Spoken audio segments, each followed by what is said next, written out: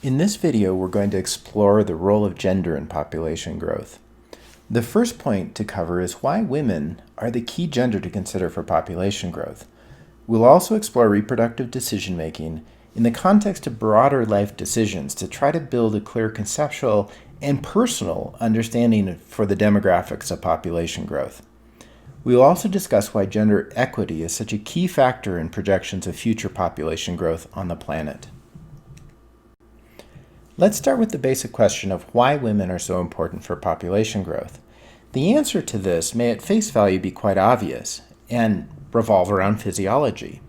The reproductive period of time for women is shorter than it is for men, typically ranging between the low teens and the high 40s to low 50s. It's also more limited in the sense that there is a finite number of children that a woman can have given the length of pregnancies. These physiological constraints just simply don't apply to men. As I mentioned in the last video, the statistic that describes these patterns is the total fertility rate, which is the average number of children born to an average woman in her lifetime. This rate varies considerably around the world, from a low of 1 in South Korea to 6.9 in the sub-Saharan country of Niger. And just to be clear, this means that an average South Korean woman will have 1 child during her lifetime, whereas an average woman from Niger will have 6.9. Total fertility rates around the world have changed dramatically in the last 50 years, from an average of about 5 in 1960 to about 2.4 today. As we just saw, the total fertility rate varies a lot around the world, with the highest rates in sub-Saharan Africa and some parts of Asia, with lower rates elsewhere in the world. Now, physiology is only part of the answer to the question of why women are so critical to population growth. The more important answer to this question is much more complicated and subtle. It's also much more interesting. So to get at this, I want you to think about these questions and jot down your answers on a piece of paper. Both men and women can answer this question so long as everyone realizes that it's really women that matter at the end of the day. So what I want you to do is figure out how many children your grandparents had, how many children your parents had, and how many children you have or want to have, and that could be 0. So take a moment and do that, because the next part will be much more interesting if you've placed all of this into some personal context.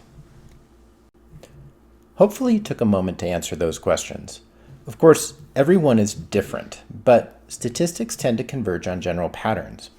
And if we were all sitting together in a large classroom, the answers would tend to look something like this curve, where your grandparents may have had somewhere around 3 children, your parents probably would have had somewhere around 2, and if you're like the US statistical average, then you may be thinking of anywhere between 0 and 2 kids. So what do you think is going on in this graph? And why has it changed so much between 1950 and now? It should be pretty obvious that many things in society have changed, but let's go back to that imagined classroom setting. If this were 1950, and I were looking out over a classroom of 300 or 400 students, nearly all of them would have been men. In 2020, looking out over the same classroom, something like 55% of the class would be made up of women. That is a dramatic and very important change, and one that represents a massive shift in gender equity in the United States. Now, there's a lot we could talk about here, but for the point, the moment is population growth. So what happens if you go from a classroom filled with men in 1950 to a classroom in 2020 that has a majority of women? What does that mean for family planning and for population growth? Part of the answer to that is on the next slide. One of the major shifts that has occurred in the United States from 1950 to now is a deferral of childbirth.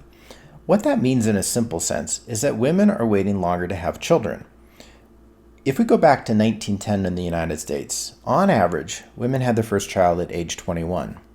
By 1960, the average of the age of first childbirth was 23, and today it's about 26.4. That may not sound like a lot of change, but it's about the average time of an undergraduate education.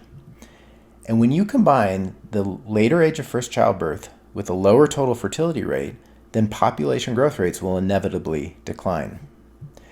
Let's just take a quick visual example of what happens with different age of first childbirth statistics. If we take the case of a fast-growing country, the average woman has her first child at somewhere around age 15. If this were to continue for 100 years, you'd have about 6 generations of children, grandchildren, great-grandchildren, and so on. Now let's imagine a case where the average age of first childbirth is 30. In this example, there would be just 3.5 generations in the same 100 or so years. The simple decision about when to have a child can have profound impacts on population growth rates. There's one more interesting statistic to highlight here.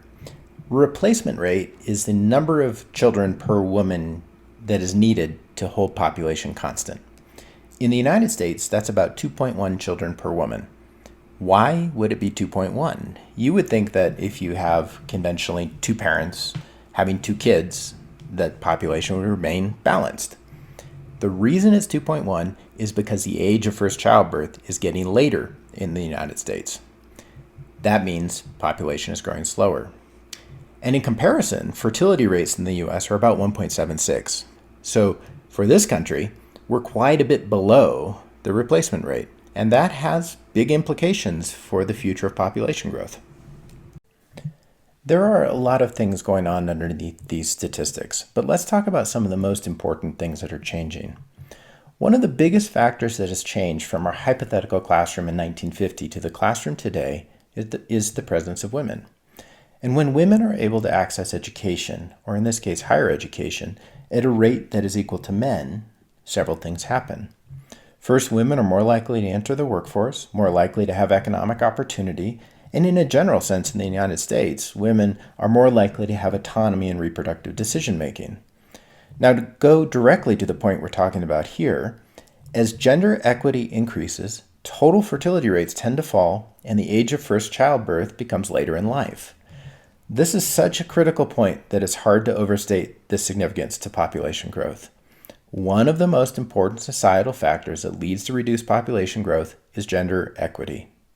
When women have access to education and economic opportunity, family sizes tend to fall, and the age of first childbirth is delayed. One of the very interesting aspects of global economic development has been that so many factors in society change at the same time. So as economies develop and incomes increase, the generalized global pattern has been a movement toward increased gender equality and decreased total fertility rates.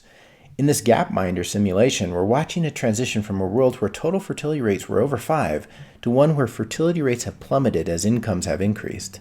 And what you see in this graph is that these two factors tend to move together across a range of countries spanning broad geographies. We also see just how much things have changed in just the last few decades.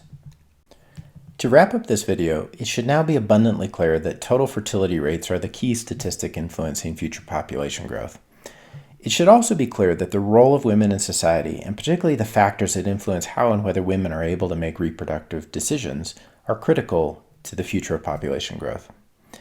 It is the case across multiple countries that increased education and economic access for women tends to lead to reductions in population growth rates. And just as one last reminder, it's also important to recognize that despite these general patterns, there is still great variability across countries in gender equity and the other factors that influence population growth. In the next video, we'll look at how the variation and trends in these factors influence projections of future global populations.